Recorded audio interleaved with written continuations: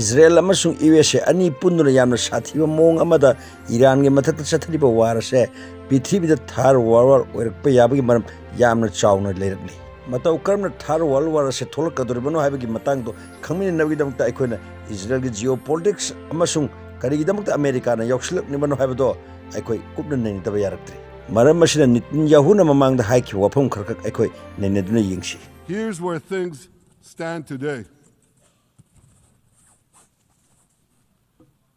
Half the Houthi leadership in Yemen, gone. Yahya Sinwar in Gaza, gone. Hassan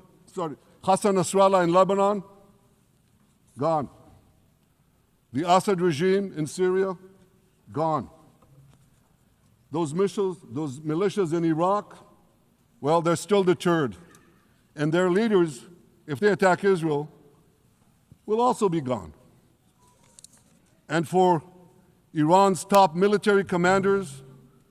and its top atomic bomb scientists, well, they're gone too. Yamna ngaligi matamamata Netanyahu na TV gi interview amada ipong phongna Iran ge mathakta landaning bu wakhalo leire habase haikrabani maduga karigi damakta Donald Trump na muk mateng panglibano madugi maram haibu shubnagi Epstein haibu nupa se khangna natraga khangdana angang na mai pai no sanabagum na sanarubugi adu orebadi akhoina hojik khanginglibasi Jeffrey Epstein haibu nupa se kanana mahaga se atei kana matanti Israel gi yamna chawrba Israel gi makhongda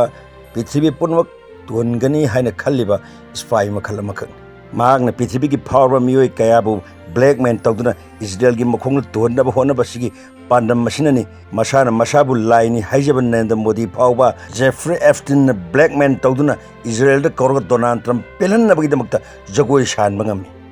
mahak kuma larik haitabadi laradana Prithibi gi super power ni haijariba USA gi president Donald Trump phawba blackmail tawduna Israel gi maikaida lephanduna greater Israel ama shemnabagi damakta manglal do mang hokhibadagi ngasigi lalasi laklibani Jeffrey Epstein na thaklam langada Donald Trump na thurba maramna kaidongai dasu Donald Trump na Israel thadokuna khak cheloi maramdi Israel thadokpa matamda Israel pungtum tumngani aduga Donald Trump gisu mahaki mingchat lekha tar mangani asumna Israel na Donald Trump busin aduna kakchap na dun leringai marak asida nauna supreme oirakliba khamneina lalase ihanmak handrabadi America amasung Israel da economic crisis tholokpada natana world su effect ma pirakpa maramna loshandaba yadabagi loshananabagi damakta nuclear bomb sin aduna thar war oiraknabagi yabagi khwari chawba maramado asin thar war se thoktabadi oisanu adubu kariguma tholokpa tarabadi karm mongda Prithibi se oihogadage mikup amatang yengninasi